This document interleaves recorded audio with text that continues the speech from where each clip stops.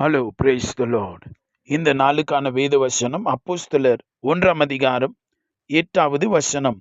பரிசுத்த ஆவி உங்களிடத்தில் வரும் பொழுது நீங்கள் பலனடைந்து எருசலேமிலும் யூதேயா முழுவதிலும் சமாரியாவிலும் பூமியின் கடைசி பரியந்தமும் எனக்கு சாட்சிகளாய் இருப்பீர்கள் என்று இந்த வசனத்திலே வாசிக்கிறோம். தேவனுடைய பரிசுத்தமான நாமம் மகிமைப்படுவதாக. தேவனுடைய பிள்ளைகளாகிய நாம் இந்த உலகத்திலே இயேசு கிறிஸ்துவனுடைய வல்லமையை வெளிப்படுத்தும்படியாய் அழைத்திருக்கிறார். ஆமென். We are the power agents in this earth on behalf of heaven. பரலோகத்தின் சார்பிலே நாம் தேவனுடைய வல்லமை விளங்க செய்கிறவர்களாய் தேவன் இந்த உலகத்திலே நம்மை வைத்திருக்கிறார். ஹல்லேலூயா. தேவ வல்லமை பரிசுத்த ஆவியானுடைய பலன் உங்க மேல இருக்கிறது. அந்த வல்லமையை பயன்படுத்துங்க. Don't live like a powerless people. Don't live like a powerless Christians. God resides in you. தேவாதி தேவனே உங்களுக்குள்ள வாசமாய் இருக்கிறார். பரிசுத்தமான தேவன் உங்களோடு இருக்கிறாரு. நீங்கள் உணர்ந்து இருக்கிறீங்களா?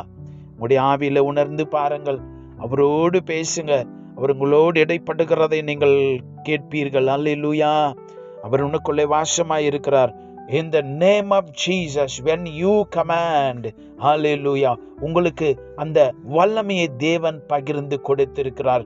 You have been given the delegated power of heaven.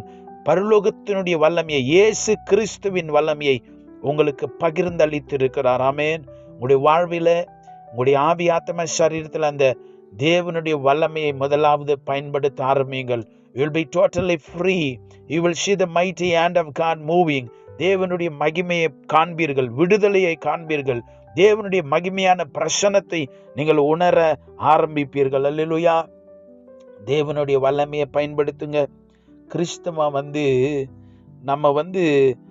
நம்ம அடிமைத்தனத்திற்கும் பிசாசனுடைய அவனுடைய வேதனைகளை வலிகளை அனுபவிப்பதற்காக அல்ல.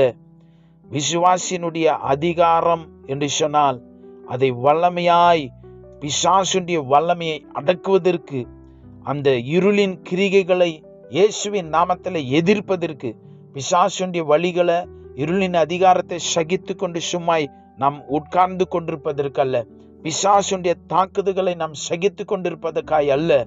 தேவன் அவைகளை அவருடைய நாமத்தில் எதிர்த்து நிற்கும்படியான அதிகாரத்தை தேவன் நமக்கு கொடுத்திருக்கிறார்.